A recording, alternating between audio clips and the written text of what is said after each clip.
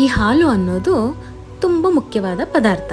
ಅದನ್ನು ಎಲ್ಲರೂ coffee, tea, ಹಾಲು ಇದೇ ಥರ ತುಂಬ ವಿಧದಲ್ಲಿ ಸೇವಿಸ್ತಾರೆ.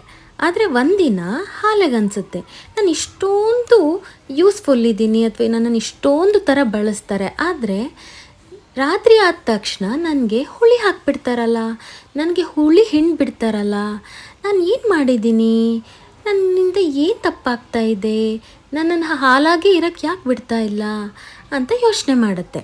ಆವಾಗ ಅದಕ್ಕೆ ತುಂಬ ಬೇಜಾರು ಆಗುತ್ತೆ. ನಾನು ದೇವ್ರ ಹತ್ರ ಇದನ್ನು ಕೇಳಲೇಬೇಕು ಯೋಚನೆ ಮಾಡಿ ತಪಸ್ಸು ಕುತ್ಕೊಳ್ಳುತ್ತೆ.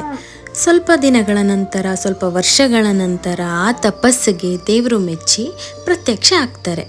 ಅವರು ಆ ಹಾಲು ಹತ್ರ ಕೇಳ್ತಾರೆ, ಏನಿನ ಸಮಸ್ಯೆ ಅಂತ ಕೇಳಿದಾಗ ಹಾಲು ಹೇಳುತ್ತೆ, ಎಲ್ಲರಿಗೂ ಬೇಕಾಗಿರೋ ಪದಾರ್ಥ, ಆದರೂ ನನಗೆ ರಾತ್ರಿ ಆದ ತಕ್ಷಣ ಹುಳಿ ಹಿಂಡ್ಬಿಡ್ತಾರಲ್ಲ, ಯಾಕೆ?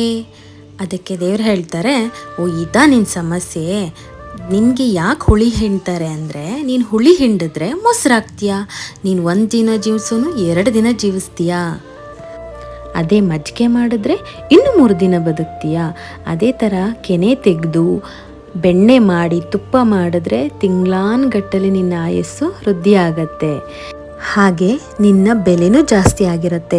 ಇದರಲ್ಲಿರೋ ಒಳ್ಳೆ ಅಂಶ ಏನು ಅಂದರೆ, ನಿಮ್ಮ ಜೀವನದಲ್ಲಿ ನಿಮಗೆ ಯಾರೇ ಹುಳಿ ಹಿಂಡಿದ್ರು ಅದರಿಂದ ನಿಮಗೆ ಒಳ್ಳೆಯದೇ ಆಗತ್ತೆ.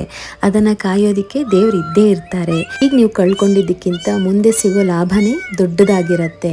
ಒಂದು ಮಾತೇ ಇದೆ ಅಲ್ವಾ, ತಡವಾಗಿ ಸಿಕ್ಕರೂ ಅಡವಾಗಿ ಸಿಗತ್ತೆ ಅಂತ. ಹಾಗೆ ಯಾರ ಬಗ್ಗೆನೂ ತಲೆ ಕೆಡಿಸ್ಕೊಳ್ಳೋ ಅವಶ್ಯಕತೆ ಇಲ್ಲ. ನಿಮ್ಮ ಖುಷಿನ, ನಿಮ್ಮ ಜೀವನನ ನೀವು ಪ್ರತಿದಿನವೂ ಜೀವಿಸಿ ಖುಷಿಯಾಗಿರಿ.